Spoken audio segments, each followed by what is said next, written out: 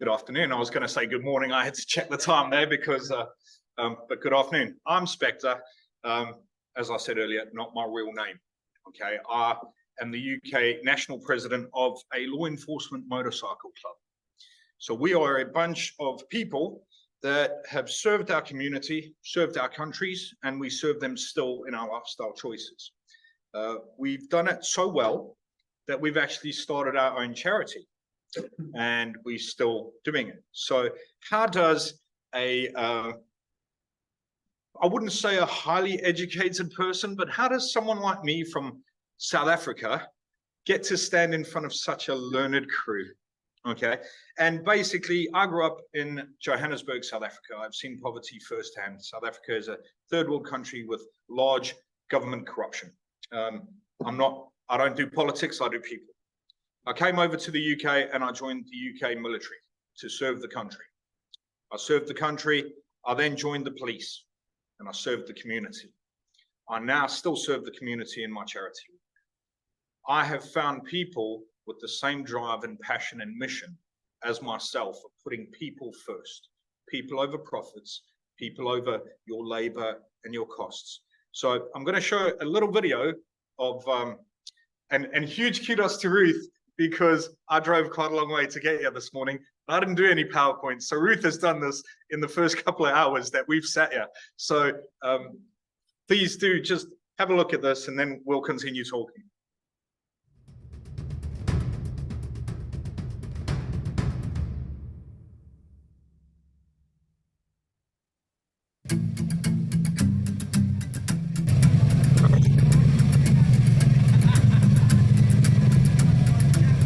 I'm Spectre, the National President of the Chaotic Angels Law Enforcement Motorcycle Club and also the Chairman of the Chaotic Angel Foundation charity.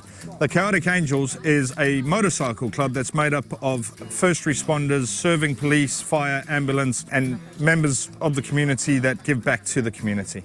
The Chaotic Angels exist to impact our local communities, and we exist for the betterment of mankind and making an impact and breaking the stigma of what motorcyclists look like and what they do. So my name is Little Tex, one of the founders of Chaotic Angels. Me and 6 friends decided that this was something that we wanted to do, but we never had any inkling that it would turn out like this. Well, the guys over here in England, they've done some things that we would never have thought of doing. And they've made it work, and they have made a major impact on their communities. Every Saturday, we set up a community food station. With our partners such as Neighbourly, Fair Share and Flamingo Produce, we feed the community and we put food out that essentially is being thrown away and going to waste, but is still fit for human consumption. So rather than seeing the food go to waste and having the CO2 emissions, we get the food, we save it, and then we offer it to the community to feed them. I think between January and June this year, we saved, I think it was 40.7 tonnes not going into landfill. That equates to something like 30,000 meals. We have up to about 150 people a day come through in an hour and a half. We're quite well known now in Stevenage, and it's, you know, if you want food, come and take some. This is such a good community project. I usually come along and I get stuff for myself. I take stuff for my parents because they're in their 80s, and I share some with my neighbour. So it helps all of us financially, but it also is good for the environment. And I think it's outrageous how much stuff goes to landfill. The food stations are one of the things we're doing. We've started a new initiative which is called Feeding the Future, which with our partners Flamingo Produce, we're actually taking fresh vegetables into the local schools, because we've noticed that the kids are going to school and they're hungry, and we believe with our partners that children should go to school with starving minds, not starving bellies. They just do anything for the community, so they get a call out for something, they'll be there and they will find out a way of actually sorting out that issue that that person has. We help with food stations, we help with carpeting houses, looking after veterans. There's so much that we do. If we can help, we will. And the Chaotic Angel Foundation has a slogan which is whenever, wherever and however. I think they're amazing. I see them popping up all over the place, and to know things like this wouldn't happen without them, they deserve all the praise and all the credit. These guys here stepped up, and they've just done nothing but, this is like a second job for these guys, and this is volunteer work. And they bust their, yeah, they bust that.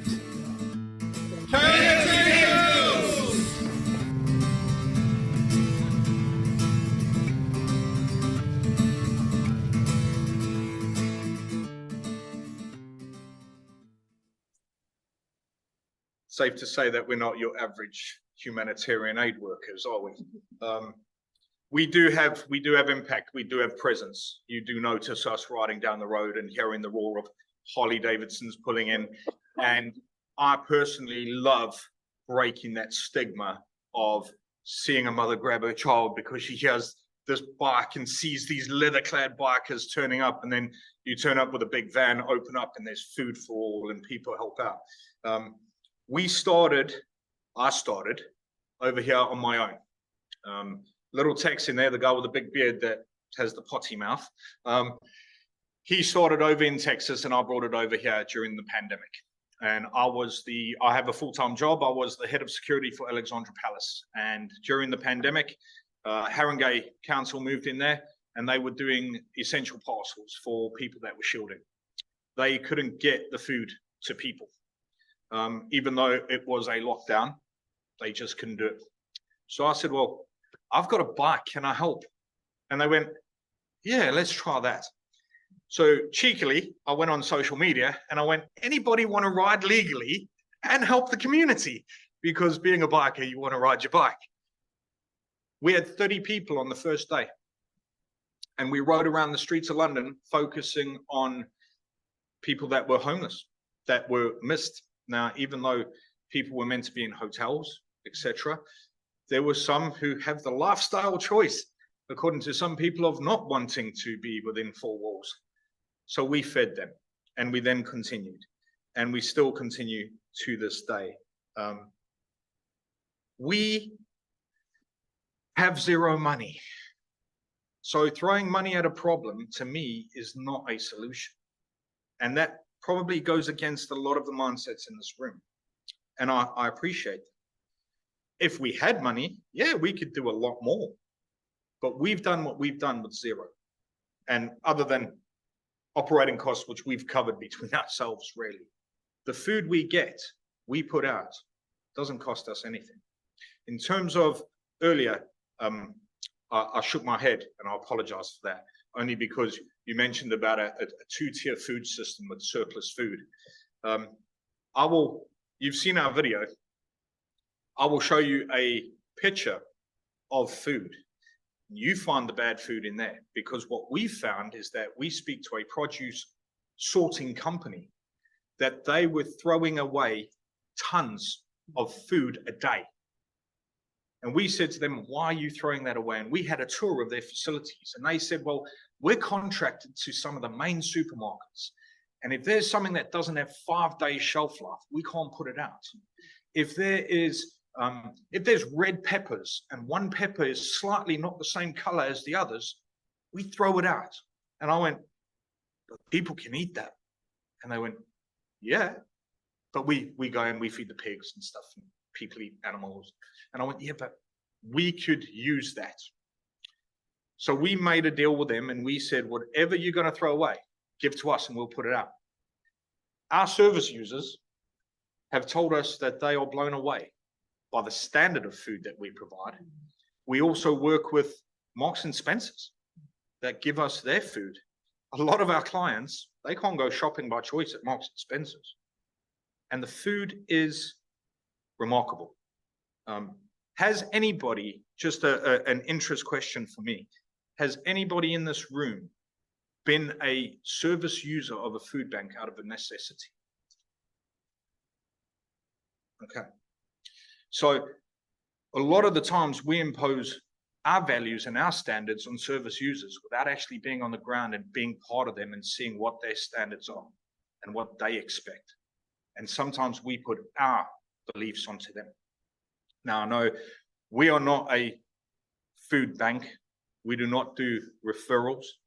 We have, and it's quite strange, because as a motorcycle organization and a charity, We have people like Citizens Advice that refer to us. We have Hertfordshire County Council refer to us. We have Family First Liaisons all refer to us. They all refer to us. We have no funding. And we go, great, we'll help, because we're there, we're doing it.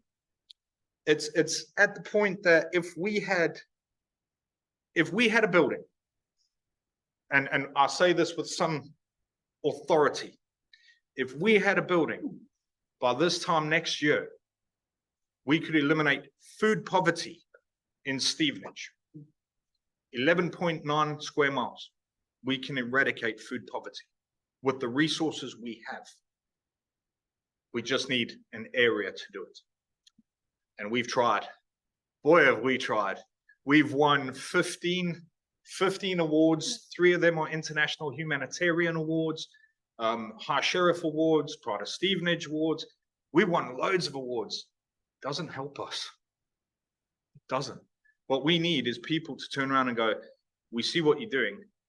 We want to help you with, give us a building that we can put, or a room or something that we can put freezers in, and we can maintain the cold chain of the food and ensure that we can get it to more people.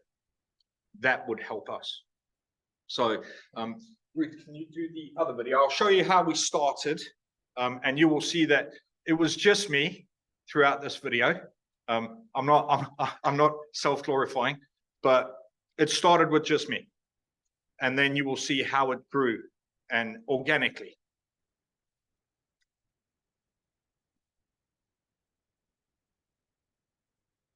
If it works.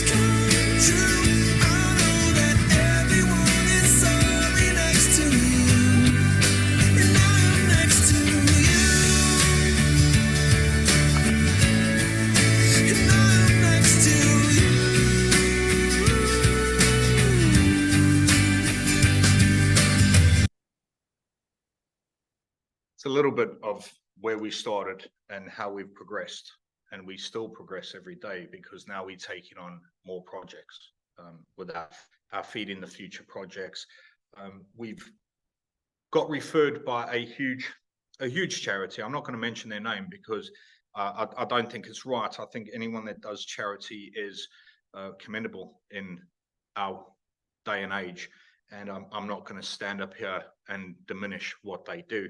But it was very disheartening for me when they actually reached out to us and said, we have a family, a mother and a child who's fleeing domestic violence. We've got them a property, but we cannot get them into the property because it's not carpeted.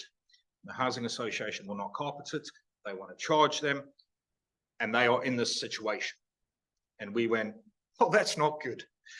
So we went, we're part of a huge network of people that we've made contact with, and we're part of a local BNI group.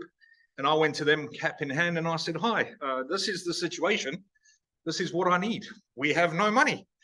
And one of the local flooring companies, and I will mention them, Barber Flooring, they turned around and said, we will give you all the materials you want for free. I went, great. They went, you just got to pay our labourer. And I went, okay, how much is that? And he went, £200 for the day. I went, okay. I said, that's great. So I phoned this charity up and I went, hi, good news. We can get the whole place carpeted for you, £2,000 worth of materials for free. I just need 200 quid. And they went, oh, we ain't got that. I said, sorry, we ain't got that. Your managing director's on 150 grand a year. You don't have £200 to help a family in need. I thought, I didn't say. And I went, okay, no problem. We'll sort it out. I went back to BNI.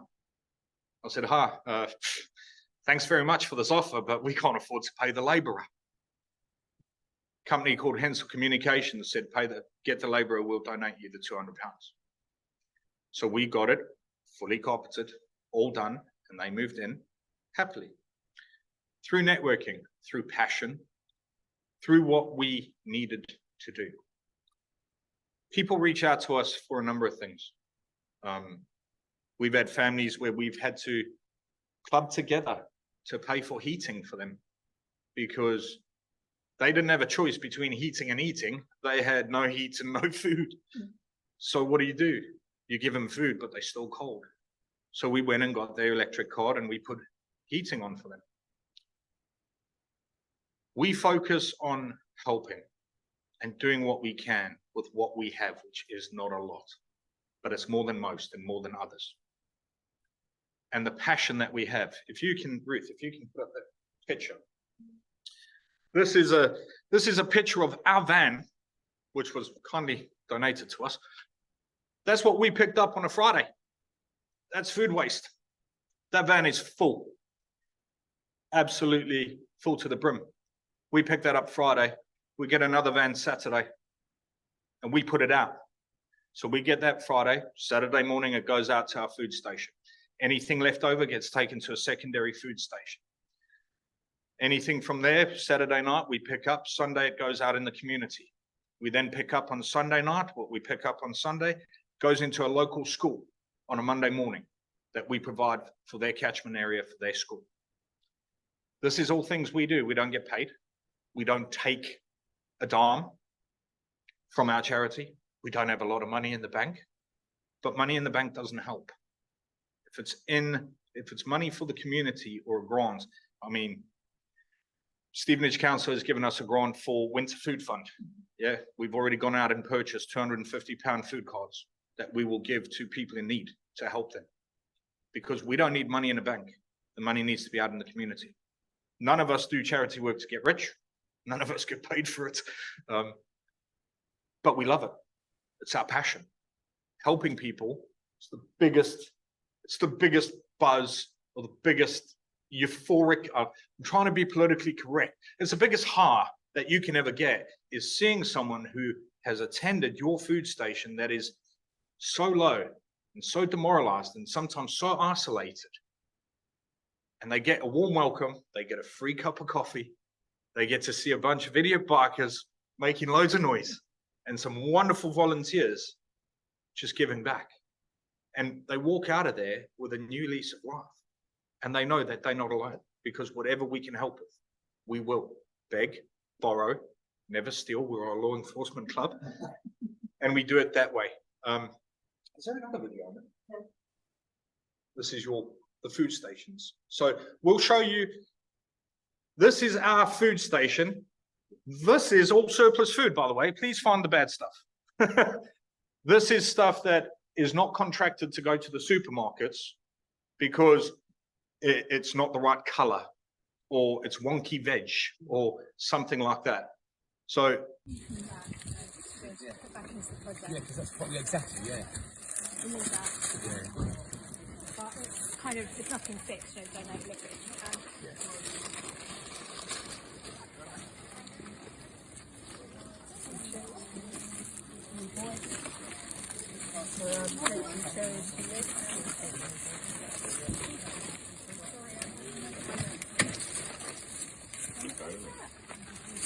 What's all these? Try one. Yeah, good luck. Right.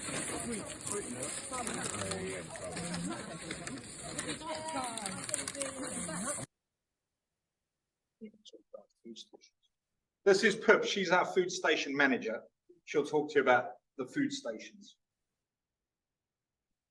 Hi, I come from a different angle to Spectre. I was a teacher. I'm now disabled. I've got a collapsed spine.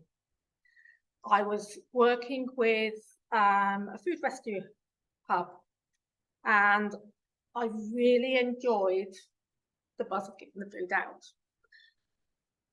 But I realised it could go further, and that's when I approached Chaotic Angels. Stevenage is in the depths of poverty, particularly the SG2 area. It's been well publicised by our wonderful motorsports hero, but you know, it's not a great place to live for some people. Now, the food we all get, you know, we've mentioned Fair Share, we've mentioned Neighbourly, we've mentioned our other food chains that we also collect from. This was my baby, but we've got a good volunteer force, and it's important to point out that we couldn't do a thing without them. I might coordinate, I'm sat behind the phone, but I have volunteers who physically go out and they collect food, they use their own petrol, they're not paid for it, then they come on a Saturday morning to give it out.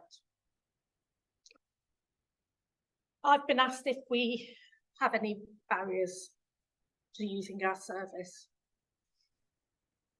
Dignity was very, very important when we set this up. We wanted to provide something that food banks aren't able to because of coordinations, which is a fresh part. You know, a lot of the food banks within Stevenage provide tins, they provide pasta, but you need a bit of variety, don't you, to your meals. So this is when we approached all these other projects who were able to give us the fresh fruit and veg. I'm not sure how I was saying with that. So Carry on. in terms of the dignity side of it, our project is not just a food station for people that are suffering from poverty. It is also labelled as an economic saviour, because we are saving food from being wasted. So we have people that will come to our food station to do their bit for climate change and things like that. And they're not poverty stricken. They just don't want to see the food going to waste. And that is another way that the people that are there that have a need to be there for poverty do not feel that they are segregated, or, oh, if you go there, you can't feed yourself. We also operate a pay what you can. You know, it's a donation basis. And that money then goes to fuel, things like that, to keep us moving and going, tables, chairs, gazebos for protecting from the elements, because I don't know if I mentioned, we don't have a building. Yeah. But it's Outside operations. so outside operations that we have to maintain and function. We also, on the other side, go into schools and we do talks on food waste. We've got a syllabus that schools have asked us to start writing about food waste and using leftovers to make meal ideas. And our wonderful food angels come up with recipes and stuff for okra and stuff that I've never heard of, but they have great sort of recipes and stuff that they hand out at the food stations for people. We talk about being part of a community within a community that some may call a gang. We talk about how being respected and being there for your community is better than being feared. We talk about knife crime. I was an armed response police officer, and I used to go talk in schools. And you walk into a secondary school and stand up on stage in your uniform, and kids look at you and go, "Oh, it's the cops," you know. You ride up in there on a Harley and you get off looking like me, and they tend to go, "Whoa, what's this dude got to say?" We also do Bikers Against Bullying initiatives where people have got in touch with us where their kids are being bullied, and we ride them into school and show that they're not isolated. They are cool. Just because you're clever doesn't mean that you need to be segregated. But the food poverty side of it is what we're focusing on. And we could do a lot more.